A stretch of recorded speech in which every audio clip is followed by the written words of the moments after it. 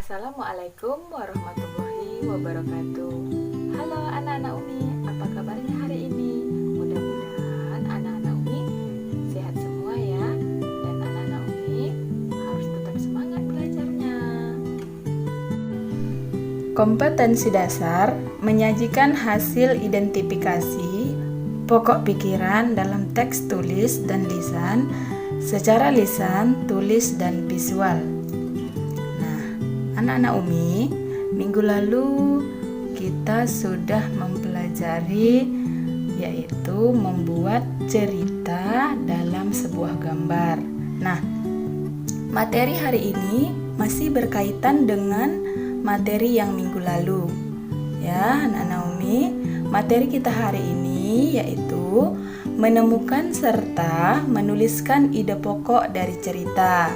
Ya. Nah, anak-anak Umi, di bawah ini ada teks. Anak-anak Umi dengarkan, Umi akan membacakan teks tersebut ya.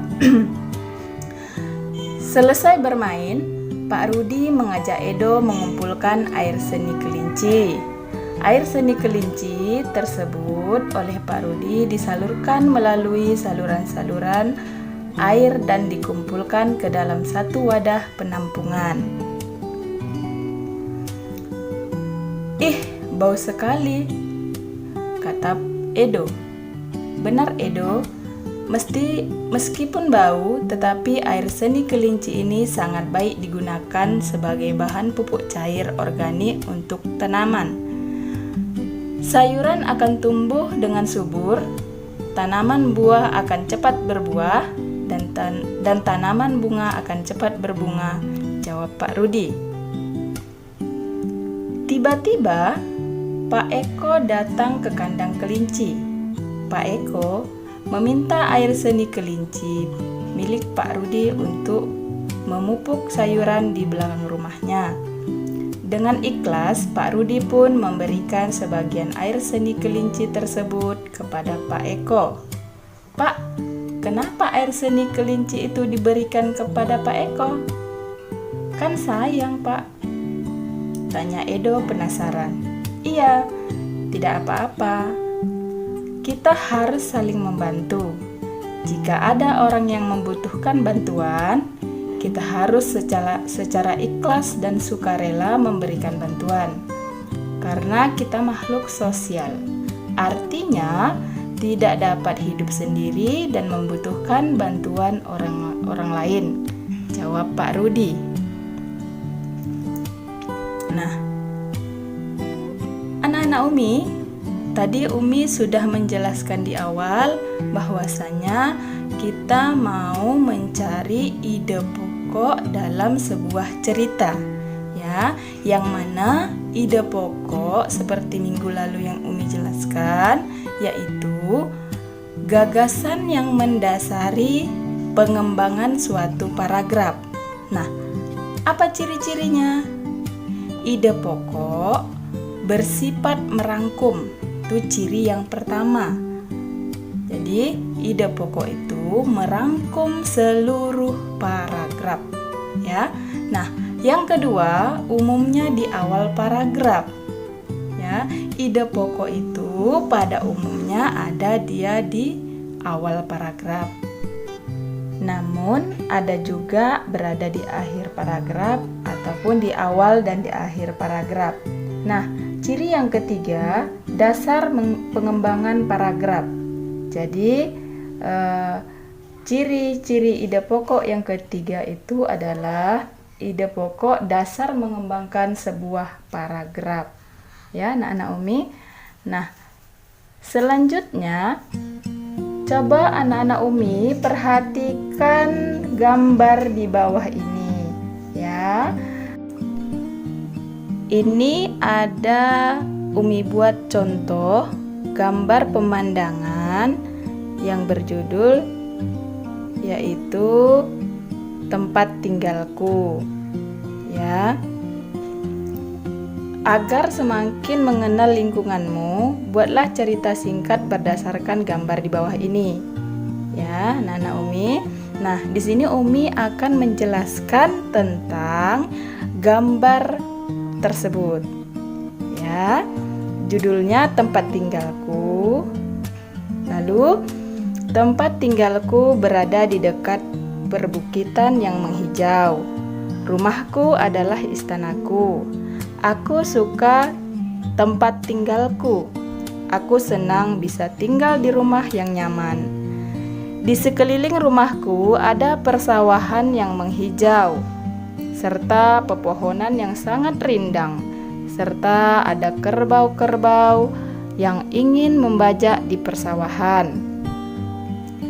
Dari tempat tinggalku juga dapat terlihat para petani yang lagi membersihkan sawahnya. Ya.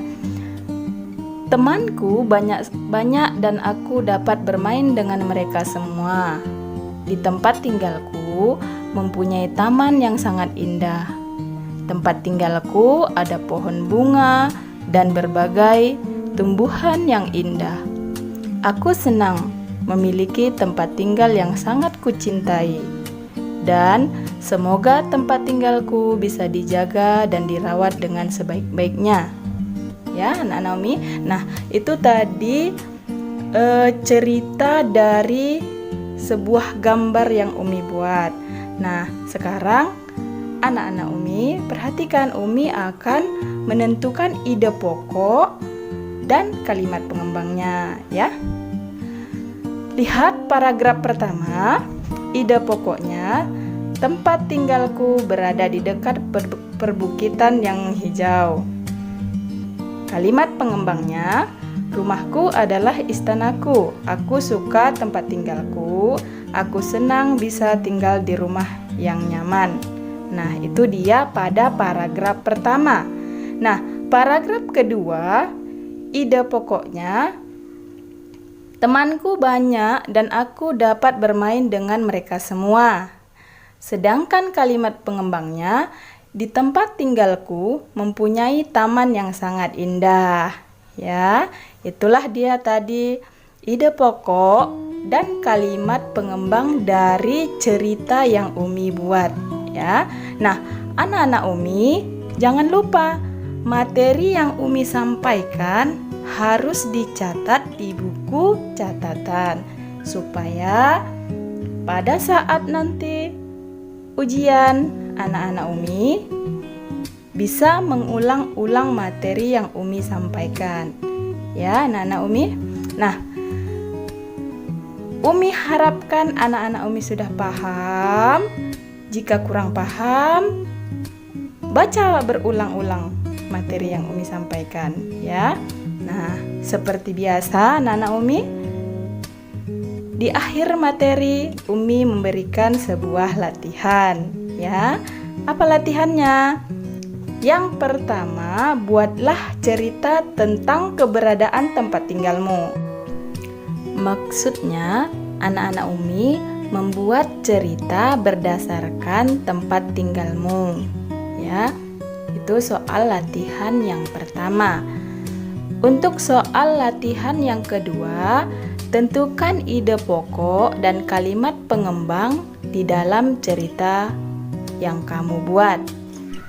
Maksudnya, setelah anak-anak Umi membuat cerita berdasarkan tempat tinggalmu, anak-anak Umi juga harus menentukan ide pokok dan kalimat pengembang berdasarkan cerita yang anak-anak Umi buat.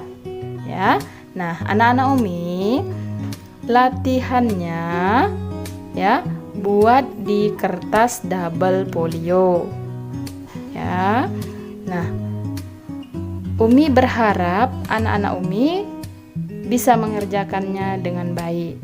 Anak-anak Umi tetap semangat, jaga kesehatan. Nah, sekian dulu materi kita hari ini. Umi sudahi. Assalamualaikum warahmatullahi wabarakatuh.